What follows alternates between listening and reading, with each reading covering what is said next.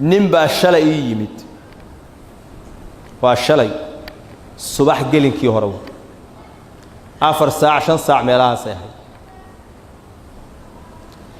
nin saaxiibkiisaha maalin dhaweyto qiso ku dhacday iiga sheekeeyay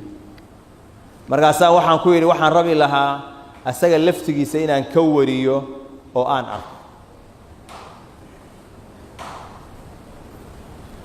ninkii baan la kulmay shalay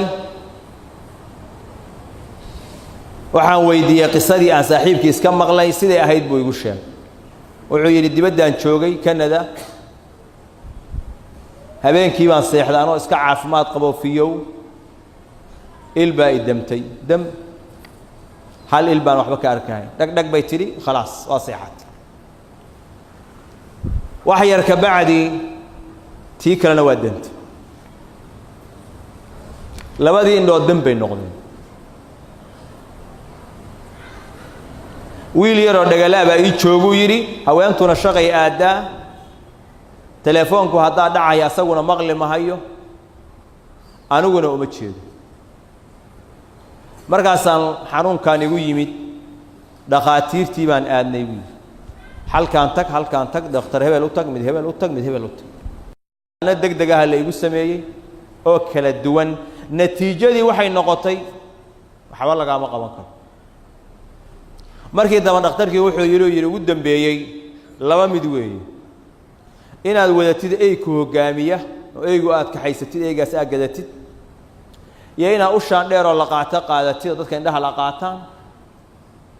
labadaas mid u yeel waqti kale iska lum anoo xaaladii labadii midna aan sameyn oo gurigii jooga ayaa magaalada Canada waxa yimid nin wadaada adeerkay baa u tago arintii u sheegay keen buu yiri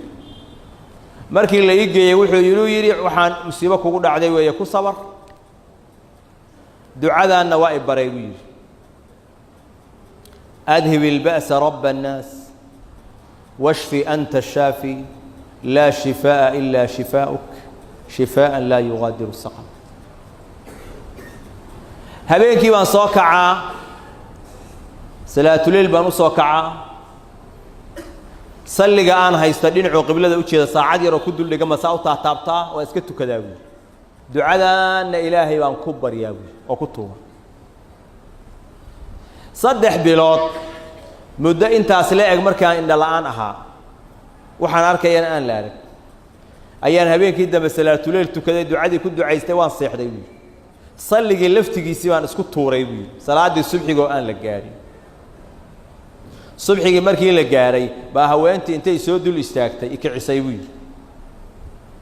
haddaan saas madaxa u soo qaaday labadii indhood baba waa siday bari hore ahaan jireenba Allahu akbar waa siday bari hore ahaan jireen markaas ay ugu dambeysay shalay oo aan arkay laga bilaabo waagaas ilaa hadda indhahayga wax yar wax weyn midna kama dareemin shalay oo aan arkay wuxuu waxba kama dareemin wax xun wax oo indha la'aana maantaas ilaa yoomina hada wax yari wax weyn wax iga maqan ma qofka muuminka ah markii dhibaatadu ay ku dhacdo waxa la rabaa qalbigiisu markiiba inuunan u jeesanin dhakhtar hebel isbitaal hebel kaasa takhasus gooniya haysta kaasa fi safiir hal yimaada asbaabtu ha aado laakiin qalbigiisu markiiba si toos ah inuu ugu xirmo khaliqul asbab ilaaha keenay jiradan inuu ku xirmo ilaahi wuxuu leeyahay wa in yamsaska Allahu bi dhurrin fala kashifa lahu illa hu